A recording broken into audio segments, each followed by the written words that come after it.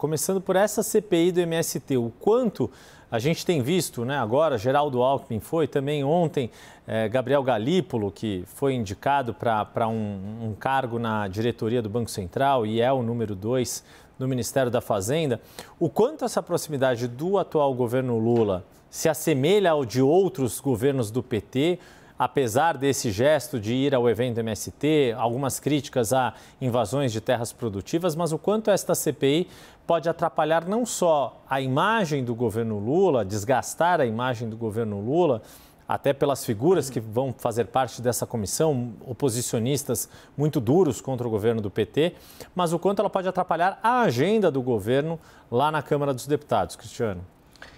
Bom, Yuri, é bom lembrar que a CPMI, por exemplo, né, dos atos de 8 de janeiro, ela é de Câmara e Senado.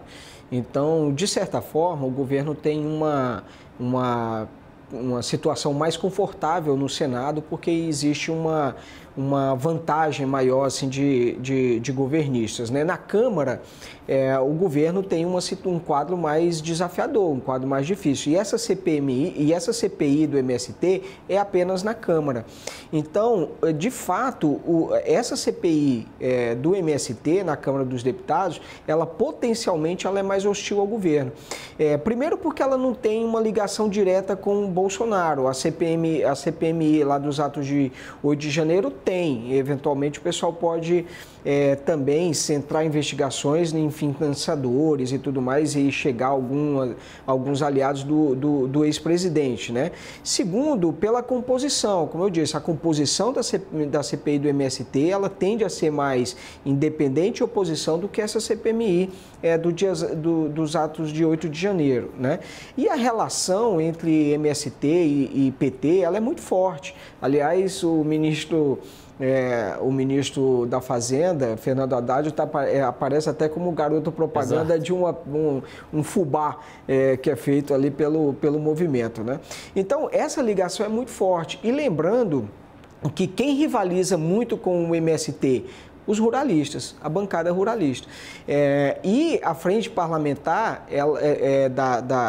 do agro, ela é muito bem organizada politicamente na Câmara dos Deputados. Então, eventualmente, essa relação tensa e tudo mais, isso pode, de fato, se refletir no apoio que o governo, no diálogo que, eventualmente, o governo tenha com a bancada na Câmara dos Deputados. Lembrando que o presidente acabou se manifestando em relação a alguns, o pessoal que fez a feira, né, da AgriShow em São Paulo e tudo mais, falou alguns fascistas lá da AgriShow, quer dizer, lembrando que durante o processo eleitoral também ele falou, chamou algumas pessoas do agro também de fascista. Então, o agro é muito importante economicamente, o agro é muito importante politicamente, muito forte, muito bem articulado e rivaliza bastante com o MST. Então, eu acho que um potencial aí de gerar ruídos desagradáveis, no mínimo, para o governo. Não acho, Yuri, que isso vai afetar a votação do arcabouço.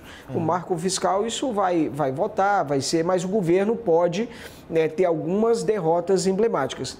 Uma delas, Yuri, por exemplo, o governo, ele editou uma medida provisória fazendo uma reestruturação, por exemplo, nos ministérios. Tirou o CONAB, por exemplo, lá do Ministério da Agricultura, jogou para o Ministério do Desenvolvimento Agrário, jogou alguns também lá para o Ministério do Meio Ambiente, da Marina Silva. Então, esse tipo de situação do presidente pode acabar repercutindo nisso, esvaziando esses dois ministérios. Ministério do Meio Ambiente, Ministério do Desenvolvimento Agrário, fortalecendo ali o Ministério da Agricultura, por exemplo. Não é nenhuma tragédia, mas é uma mensagem ali de insatisfação que o Congresso Nacional passa para o governo. E isso você apontou, Cristiano, faz 2 semanas eu estive em Brasília e a quantidade de vezes que eu cruzei com o ministro Paulo Teixeira do Desenvolvimento Agrário no Congresso Nacional é muito exemplar disso que você estava falando, porque era exatamente isso, o ministro percorrendo gabinetes de deputados e senadores para defender a configuração que o governo fez de manter a CONAB, né, que é a companhia de abastecimento, ali sob responsabilidade do ministério dele, ainda que de forma compartilhada com o Ministério da Agricultura. Tradicionalmente, a Conab estava, né, abaixo do mapa do Ministério da Agricultura e da Pecuária.